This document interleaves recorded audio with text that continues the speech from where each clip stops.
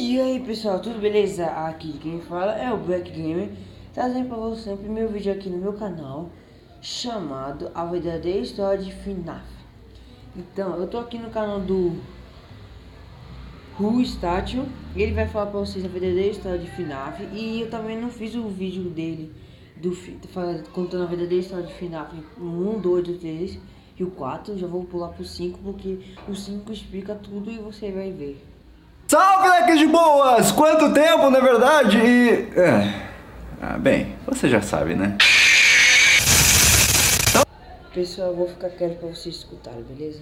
Talvez eu tenha pego você de surpresa lançando a quinta parte da teoria da verdadeira história de Five Nights at Freddy's. Ou talvez não, porque quem me seguia nas minhas redes sociais, Twitter e Instagram, já sabia que eu ia fazer isso, porque eles sempre têm acesso a informações privilegiadas antes de todo mundo. Então se você quer se tornar uma dessas pessoas privilegiadas, já sabe, é só me seguir no meu Twitter e no meu Instagram que estão aqui, @RenanSouzoni, os dois, tamo junto. Já faz um tempo, na verdade já faz mais de um ano que foi lançado o último jogo de FNAF, que é FNAF Sister Location, que é de longe o Five Nights at Freddy's mais diferente de todos, que nos coloca na pele de alguém que nós não sabemos ainda, mas que até o final desse vídeo você vai saber quem é. E ele vai parar em um lugar subterrâneo muito perigoso, onde animatronics monstruosos não vão pensar duas vezes antes de pegar ele e fazer coisas horríveis que vocês não vão querer nem saber. Por que só um ano depois desse jogo ter sido lançado eu estou fazendo aqui na parte da teoria? Bem, é porque muitas coisas, e quando eu digo muitas coisas, eu digo muitas coisas foram descobertas ao longo desse ano que se passou, e só agora foi possível traçar de fato uma verdadeiríssima história definitiva de Five Nights at Freddy's, unindo tudo que há em todos os jogos lançados até o momento e também nos livros. E a quem nós devemos isso? Ao nosso grande teorista MatPat do canal The Game Theorists, que recentemente lançou 2 vídeos mostrando o que ele considera que é a teoria definitiva de Five Nights at Freddy's e o que explica todos os acontecimentos da série até o momento. Mas eu não vim aqui falar só da teoria do MatPat, porque eu assisti os 2 vídeos e, embora eu tenha achado o trabalho dele genialmente espetacular, tem uns furos. Eu notei algumas inconsistências com datas e acontecimentos, e algumas coisas não faziam muito sentido que eu fui recolhendo ao longo dos meus estudos de Five Nights at Freddy's durante todos esses anos, porque, querendo ou não, são mais de 3 anos estudando esse jogo. Então eu corri atrás e também tentei buscar explicações para esses furos, porque eu também sou um teorista, né? E ao mesmo tempo aproveitar tudo de certo que o MatPat disse na teoria no canal dele, porque, querendo ou não, o próprio Scott Calton, criador da franquia, foi a público no Reddit dizer que sim, que várias das coisas que o MatPat falou no vídeo dele estão corretas. Então a teoria que vocês vão ver hoje tem muitos dos aspectos do MatPat que ele botou nos vídeos do canal dele, mas também tem uma pitadinha de Souzones, pegando tudo que eu achei que estava incorreto e finalmente chegando à conclusão de que a teoria que vocês vão ver hoje é a teoria definitiva que explica a verdadeira história de Five Nights at Freddy's. And by the way, MatPat, for seeing this, well, I love you. Vamos começar a falar então da teoria. E gente, eu queria dizer que se você veio das teorias 1, 2 e 3 e 4 direto para essa daqui, você provavelmente vai ficar perdido.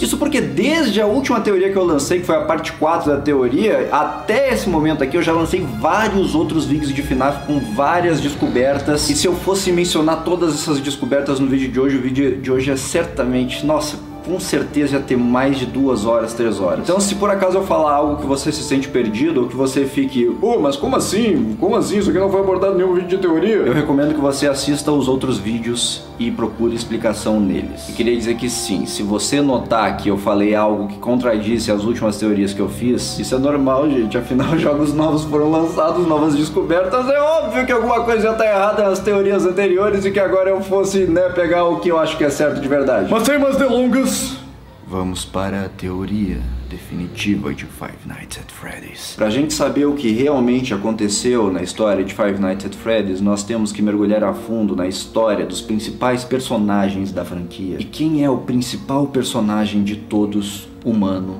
que nós sabemos que volta lá e cá para fazer suas atrocidades? Ele mesmo, o Homem de Roxo. Sem Homem de Roxo não existiria Five Nights at Freddy's. Ponto. Então é natural que a gente parta dele pra gente conseguir chegar a alguma conclusão definitiva da história. E uma coisa que sempre me deixou muito abismado toda vez que eu vejo a história do Homem de Roxo e o que ele representa pra franquia Five Nights at Freddy's é o motivo de ele assassinar e raptar crianças. Não me entendam mal, eu sei que psicopatas podem fazer as coisas simplesmente porque eles querem, porque eles gostam, porque psicopata tem aquele negócio da cabeça não bater muito bem, né? Ele podia ser simplesmente o cara que gosta de raptar crianças? Podia, é claro, com certeza. Mas se tem uma coisa que a gente aprendeu ao longo dos anos é que Scott não faz as coisas sem um motivo. Então não entra na minha cabeça que o Homem de Roxo simplesmente mate e rapte crianças sem nenhum motivo. E no vídeo de hoje você vai descobrir que motivo é esse. E é um motivo que vai fazer o seu coração chorar. Bom, se tem uma coisa que o MatPat fez na teoria dele que eu achei muito legal e que eu quero fazer também do meu jeitinho, é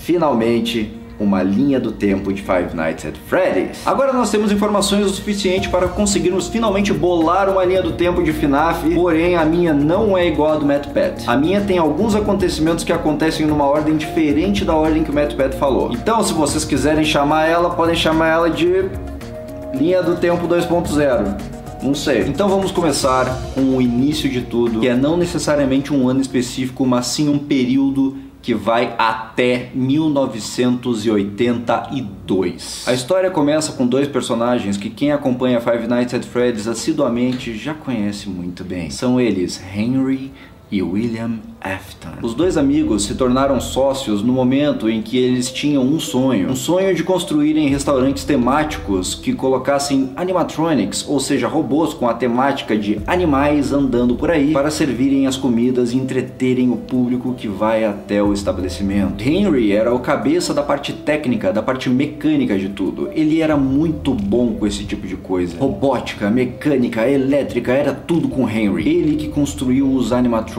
que conhecemos hoje. Já William Afton era a cabeça corporativa da dupla. William Afton sabia fazer negócios, sabia falar com fornecedores, sabia sobre contratos. Era um homem de negócios completo. Então, unindo essas duas cabeças, formou-se o que nós consideramos a Fazbear Entertainment, que era nada mais nada menos que uma empresa que detinha a patente desse tipo de coisa. Restaurantes com animatronics. E quando nós analisávamos a história antes, lá atrás, a gente sempre pensava em fazer uma ordem cronológica de restaurantes, porque a gente sempre pensava que os únicos restaurantes que existiam na história de Five Nights at Freddy's eram somente aqueles que foram mencionados. Mas não, gente, na verdade, eu queria dizer pra vocês que podem existir muitos restaurantes de Five Nights at Freddy's que nós talvez nem saibamos da existência ou talvez nunca tenhamos visto. E dentre esses restaurantes, devemos incluir dois em específico. A Fredbear Family Diner, que até onde sabemos é um dos primeiros da história e que contava apenas com o nosso querido Fredbear e talvez com outro amiguinho que talvez fosse um Bunny Dourado, mas enfim, não sabemos se ele veio depois ou não. E também possivelmente um outro chamado Chica's Party World. Você nem se lembrava disso, na verdade? Fica tranquilo, não tem problema, porque ele foi mencionado somente num código-fonte de um teaser. Nós nunca vimos ele, ou talvez tenhamos visto, porque vale lembrar que nós tínhamos um minigame em Five Nights at Freddy's 3 em que nós vimos a nossa querida Chica perambulando por aí. Talvez aquilo fosse uma representação do Chica's Party World. Enfim, tínhamos vários restaurantes no início, um contava com Fredbear, outro contava com Chica, e eventualmente ao longo dos anos, os diversos personagens de cada restaurante foram se unindo, e isso criou o que foi conhecido como Fredbear and Friends, que era a união de todos os animatronics, Fredbear, Freddy, Chica, Foxy e Bonnie. E assim eles ficaram conhecidos mundialmente. Agora que o início está comentado e você já sabe como tudo começou, vamos para o ano seguinte, 1983, também conhecido como o início do mal. William Afton tinha um filho, na verdade dois, se você parar para pensar. E o filho mais novo de William Afton era um tanto quanto paranoico. Em um determinado momento de Five Nights at Freddy's 4, é lembrado que esse menino viu alguma coisa que o aterrorizou no passado e por causa disso ele tem medo dos animatronics que perambulam pelo restaurante. Esse acontecimento foi clarificado por Scott quando ele lançou um teaser dizendo que o que uma criança via nas sombras podia ser facilmente mal interpretado por ela. E o que ela via nas sombras era nada mais nada menos que seu pai colocando um funcionário dentro de uma roupa de animatronic. E vamos lembrar que naquela época isso era normal, era apenas um funcionário andando por aí vestido de animatronic para entreter o pessoal que estava lá. Mas o que a criança viu nas sombras foi alguém sendo colocado à força dentro da fantasia, pelo menos na cabeça dela. E o William Afton naquela época era um bom pai. Ele era preocupado com seu filho, tanto que ele colocava diversas câmeras de segurança lá e cá, todas vestidas de um Fredbearzinho bonitinho, e vigiava seu filho para que nada de mal lhe acontecesse. Isso é confirmado quando nós achamos a sala secreta de FNAF Sister Location. Mas não necessariamente o William Afton observava dessa sala, porque conforme você vai ver mais adiante, essa sala nem deveria existir na época. Tenha apenas em mente que o Afton observava de algum outro lugar usando os mesmos aparatos. Pois bem, lembra que eu falei que Afton tinha 2 filhos? Pois é. O tal do segundo filho era o mais velho e ele era o estereótipo de irmãozinho que gosta de sacanear. Em uma brincadeira que acabou dando muito errado, o irmãozinho mais novo acabou tomando a mordida de 83. E essa mordida mudou a história do universo de Five Nights at Freddy's para sempre. Cause girls like you roll around with guys like me till sundown when I come through. Sempre. Na nossa teoria, nós acreditamos que aquele menininho não morreu, mas ele está no hospital, em coma, sem poder fazer nada e sem esboçar qualquer reação e, infelizmente, preso a uma série de pesadelos, de pensamentos horrorosos, tonificados pelo medo que ele tinha dos animatronics. Inclusive fazendo ele ver o Nightmare, que era nada mais nada menos que uma versão reversa do animatronic que ele mais gostava, que era o Fredbear, o atormentando todas as noites, representando o seu pior medo, que eram os próprios animatronics. E a única coisa que pode salvá-lo disso, você verá mais adiante. Mas agora vamos voltar para o plano real. O menino foi levado para o hospital, mas os médicos infelizmente não podem fazer nada. Ele estava em um coma tão pesado que a única outra opção dos médicos seria simplesmente desligar os aparelhos. E o William Afton, assim como qualquer pai faria no papel dele, entrou em um profundo desespero. William Afton não aceita que o que seu filho tem não tenha cura. Então ele promete ir até o fim para encontrar uma cura para o seu filho. E é nesse momento que ele faz a promessa para o seu próprio filho: eu vou consertar você. Eu vou dar um jeito de trazer você de volta à vida plena, meu filho. E é nesse momento que William Afton se torna ninguém mais, ninguém menos que o que conhecemos como o Homem de Roxo. Agora vamos avançar um pouco na linha do tempo. Vamos para um período que vai de 1983 até 1986. Agora o William Afton não está mais preocupado com negócios. Agora a luta dele é outra. É trazer seu filho de volta à vida. Então ele se dedica a fazer ele mesmo uma série de investimentos pesados em soluções que possam trazer o seu filho de volta. Ele não quer mais depender de médicos. Então, conforme o desespero ficava mais forte, algumas ideias iam brotando para ele trazer seu filho de volta. O problema é que ele precisava de cobaias. Então ele começou a raptar crianças para fazer seus experimentos nelas. Tudo na esperança de que algum desses experimentos desse certo e que ele pudesse trazer seu filho de volta do coma. É aí, por exemplo, que Afton rapta e rouba a sua primeira vítima, que no futuro vem a se tornar o Puppet. Opa, olha eu aqui de novo. Eu esqueci de falar uma coisinha no vídeo que eu queria esclarecer só para não causar confusão aí no meio da história. Eu sei que antes eu falei que esse restaurante que você tá vendo aí, ele é mais antigo e que ele vem antes na franquia. Aí muitos de vocês devem estar se perguntando como que ele fez a primeira vítima. Alice, esse restaurante é bem mais antigo. Bem, gente, vamos apenas lembrar que só porque esse restaurante é antigo não quer dizer que ele necessariamente fechou. Então, apesar do restaurante ser antigo, o Homem de Roxo poderia muito bem voltar ali para pegar uma vítima. Pronto, era só isso. Um abraço, fique com o vídeo. Os experimentos são desastrosos e envolvem métodos extremamente antiéticos. E a grande maioria das vítimas, inclusive pelo fato de serem crianças, não resistem e morrem. E Afton não está nem aí, porque tudo o que ele vê é o seu filho de volta à vida no futuro. Na sua cabeça, tudo que ele pensa é: eu vou sacrificar quantas crianças forem necessárias para ter o meu filho de volta. E esses experimentos nunca foram tratados de uma maneira mais profunda na franquia Five Nights at Freddy's, mas pode ser desde simplesmente colocar crianças em macas e mexer nos cérebros dela, como também tentar trazer essas crianças de volta à vida, colocando os seus cérebros em um animatronic. Por exemplo, se o corpo humano não consegue prover para a criança o que o cérebro dela precisa para continuar vivo, então os experimentos que ele faz poderiam muito bem ser de, por exemplo, colocar o cérebro de uma criança dentro de um robô para ver se consegue pelo menos voltar à vida com seu cérebro. E tem também a teoria de que, na verdade, ele está tentando colocar almas das crianças em animatronics, mas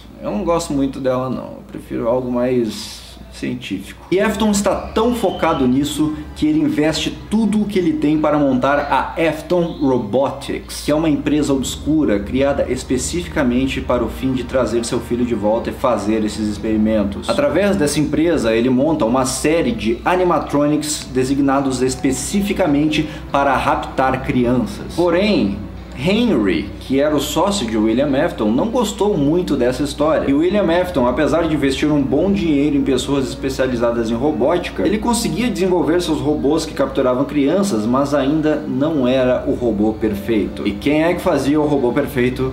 Henry, que não tinha nada a ver com essa história e não queria meter o dedo nas intenções maléficas de William Afton. Então William Afton chega até Henry e o faz desenvolver um animatronic perfeito para capturar crianças. Henry recusa porque Henry tem bom coração e não quer participar desse tipo de atrocidade, mas William Afton já passou do nível de insanidade há muito tempo e ele não quer nem saber, e de alguma forma ou de outra ele força Henry a desenvolver o animatronic perfeito para raptar crianças. Então é isso que Henry faz. Ele desenvolve o animatronic chamado Baby e o entrega para William Afton. Mas Henry não podia viver com essa culpa de ter colaborado, mesmo que indiretamente, com tudo isso. E Henry acaba ficando desgostoso com a vida e acaba se suicidando. Com os animatronics que raptam crianças em mãos, William Afton finalmente abre a Circus Baby Pizza World, que era um restaurante no mesmo esquema dos restaurantes anteriores, mas que agora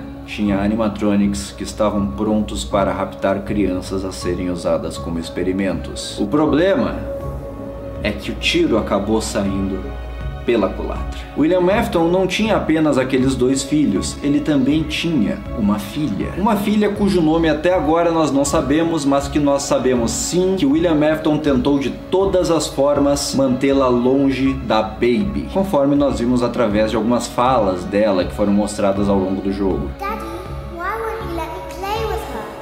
Daddy, you let the other children go see her. Why won't you let me go? Daddy, just once let me go play with her. Porém, em um momento em que William Afton não foi capaz de controlar isso, a menina infelizmente vem a entrar em contato com a Baby logo no primeiro dia do Circus Baby Pizza World. Daddy isn't watching. Don't tell Daddy that I'm here. I wanted to watch your show too. I don't know why he won't let me come see you. You're wonderful. E o pior acontece. William Afton perde a própria filha para o próprio animatronic que ele tinha construído para as suas intenções maléficas. E obviamente, depois de perder 2 filhos, a sanidade dele conseguiu piorar ainda mais, e agora, além de trazer um filho de volta à vida, ele também teria que trazer outra filha. O problema é que essa nem em coma estava. Ela estava simplesmente dentro de um animatronic estraçalhada. Depois desse acontecimento, o Circus Baby Pizza World fecha no primeiro dia de funcionamento e provavelmente àquela altura William Afton já nem pertencia mais a Fazbear Entertainment e os donos daquela companhia provavelmente já eram outros, deixando William Afton apenas com a Afton Robotics. O que aconteceu depois disso? Bem, o restaurante de William Afton fechou, mas ele ainda tinha vários animatronics projetados para raptar crianças. Então ele abre um lugar subterrâneo que é o mesmo lugar onde se passa FNAF Sister Location, chamado Circus Baby Entertainment and Rentals, que ao invés de ser um restaurante, na verdade ele trabalha como um centro de aluguel de animatronics para restaurantes e festas. Ele pegava os mesmos animatronics que trabalhavam naquele restaurante que ele havia aberto anteriormente e os alugava para outros restaurantes que faziam festas cheias de crianças, e assim William Afton continuaria com seus animatronics trazendo cada vez mais crianças para cada vez mais experimentos que eram conduzidos produzidos naquele mesmo local. Já o pessoal que estava responsável pela Fazbear Entertainment continuou tentando salvar o nome da companhia e montou um novo restaurante, Freddy Fazbear's Pizza. Mas não estou falando de Five Nights at Freddy's 1. Five Nights at Freddy's 1 ainda vai vir depois. Esse restaurante Freddy Fazbear's Pizza é o mesmo que eu mencionei no vídeo da segunda parte da teoria, que foi o primeiro Freddy Fazbear's Pizza que veio antes mesmo de FNAF 2. E é um restaurante onde foram utilizados os animatronics antigos criados por Henry antes dele morrer. Freddy, Chica, Foxy e Bonnie. E William Afton, que não queria ficar parado enquanto seus filhos ainda não haviam voltado, vai até o Freddy Fazbear's Pizza, rapta e mata mais crianças, e os espíritos dessas crianças no futuro viriam a possuir os animatronics de Freddy, Chica, Foxy e Bonnie. Depois desse acontecimento, William Afton responde por isso. Nós sabemos que ele não vem a ser preso por falta de provas, mas nesse momento a polícia já está no seu encalço. Então qualquer movimento que William Afton fizer, a polícia vai estar atrás dele. E algo muito importante acontece nesse meio tempo, porque ao que tudo indica, e provavelmente depois de saber de relatos de funcionários da Circus Baby Entertainment and Rentals, parece que o experimento da Baby com relação a extrair o cérebro de crianças deu certo, porque a Baby parece ter conseguido assimilar as memórias da filha de William Afton depois de uma bateria de exames, tendo inclusive mudado a própria cor dos olhos, e com a Baby dizendo em um dos áudios que consegue ouvir dentro dela as vozes da menina. I still hear her sometimes. Então, a pesquisa e experimentos maléficos que William Afton fez durante tantos anos parece que finalmente deu resultado. Parece que o animatronic perfeito criado pelo seu antigo parceiro, depois de tanto tempo assimilando o corpo da menina que havia sugado anteriormente, a filha de William Afton, finalmente conseguiu trazer ela à vida. Era o que parecia. Em outras palavras, a consciência da filha de William Afton estava dentro de Baby. Mas William Afton não poderia ir até lá. Não bastasse usar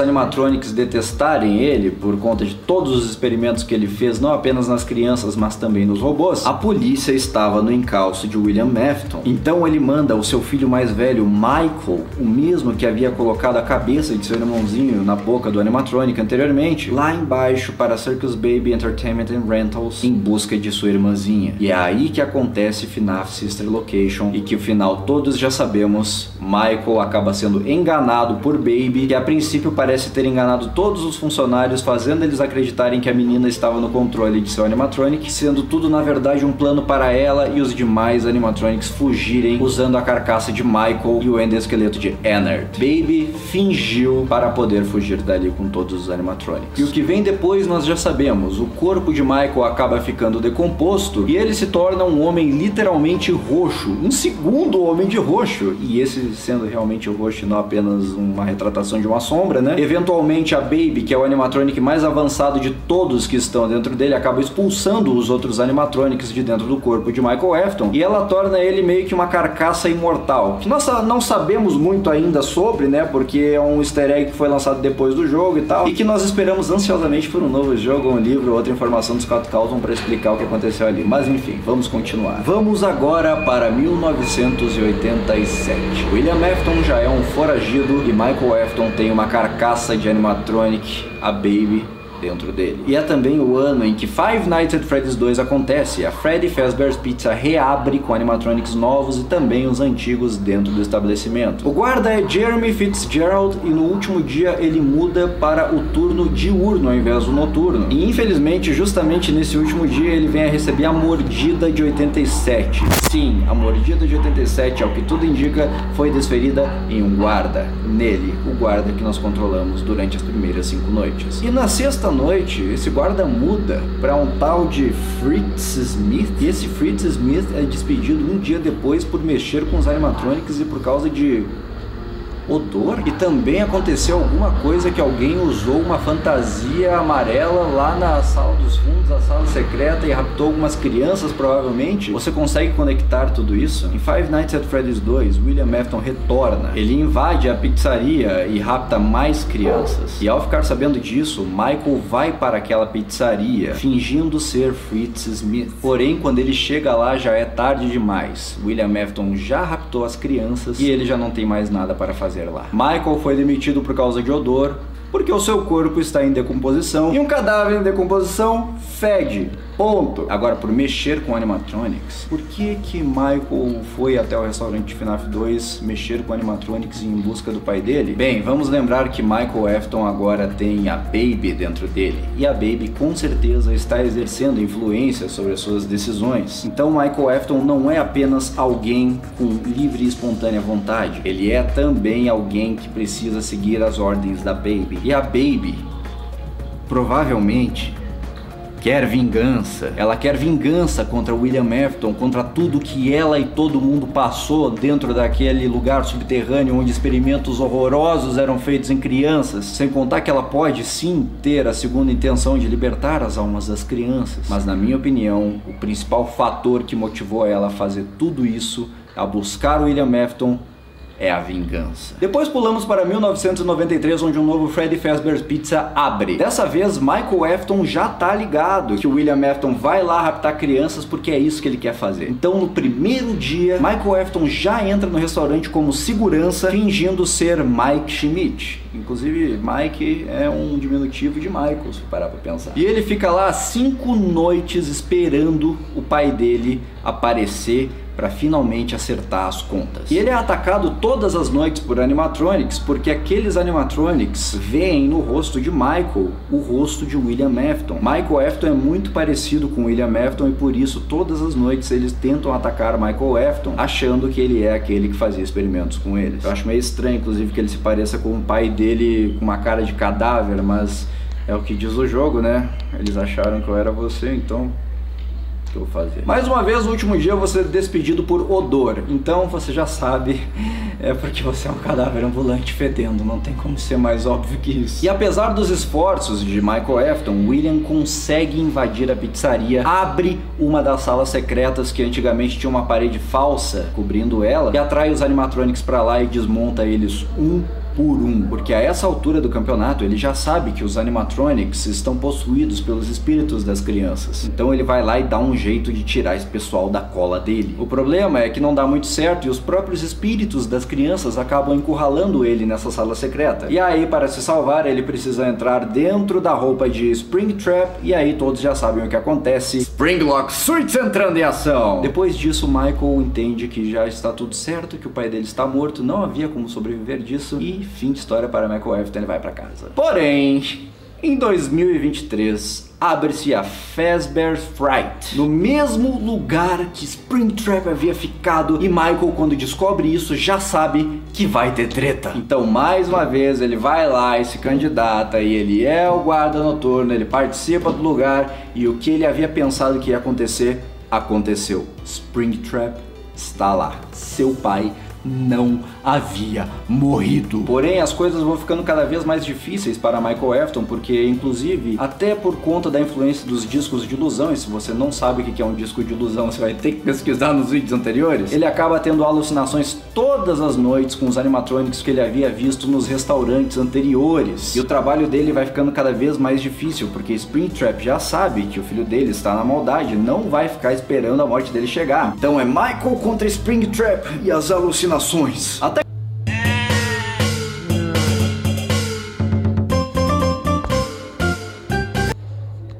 que o negócio fica muito difícil e ele decide dar um fim em tudo, tacando fogo no lugar. Michael Afton coloca fogo na Fazbear's Fright para finalmente dar um fim a seu pai maléfico dentro da roupa de Springtrap. E ao fazer isso, ele vinga a alma de seu irmãozinho, que finalmente se livra dos pesadelos intermináveis de todas as noites e consegue desfrutar do seu dia mais feliz no além. E ele finalmente tem a festa de aniversário que ele tanto quis e pode finalmente morrer em paz. Ele coloca a alma de seu irmãozinho para descansar, e a sua tarefa tarefa, tanto dele quanto da Baby, de acabar com o legado maléfico de William Afton, finalmente chega ao fim. Ou quase, afinal o Springtrap volta, né? O que tudo indica, ele não foi destruído após a feiticeira ser queimada, então acho que é assim, ó. Ai, gente. Ainda tem coisas sim para serem explicadas, como a volta do Springtrap, que aparentemente não morreu, ou também onde estão aqueles animatronics que foram expelidos para fora de Michael Afton pela Baby, ou então o que é aquela Baby nova que foi mostrada no último livro de Five Nights at Freddy's. Lançado isso, depois de eu ter no final, nós já temos a história completa. Eu não sei vocês, gente, mas essa história de Five Nights at Freddy's... Pessoal, esse vídeo vai ficar por aqui. Se vocês gostaram, quem que gostou, e se inscreve no canal e aperta o sininho. Então, um beijo quem quer, um abraço quem não quer. Tchau, falou e fui.